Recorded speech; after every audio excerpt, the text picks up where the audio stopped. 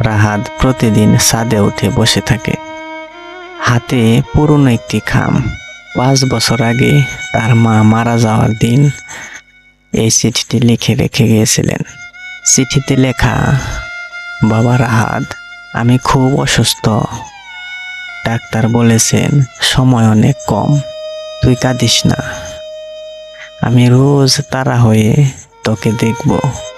বাবা রাহাত, কথা দে তুই ঠিক মতো খাবি, হাসবি। রাহাত তার মায়ের কথা রেখেছে।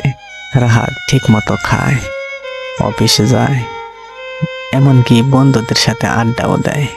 প্রতিদিন সন্ধ্যায় ছাদে উঠে আকাশের দিকে তাকিয়ে সেই উজ্জ্বল নক্ষত্রটার দিকে ফিস ফিস করে বলে, মা, ও মা, আমি তোমার সব কথা রাখতে পেরেছি, কিন্তু একটি কথা রাখতে পারি নাই মা।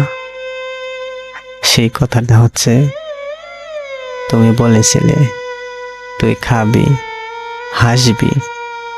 মাগো, বিশ্বাস করো, আমি খাইতে পারি কিন্তু হাসতে পারি না। ক্ষমা করে দিও মা, ক্ষমা করে দিও। তারপর খামটা বুকে চেপে ধরে। চিঠির কালি অনেক আগেই চোখের পানি পড়ে ঝাপসা হয়ে গেছে। শুধু কথা দে এই শব্দ দুটো স্পষ্ট দেখা যায়।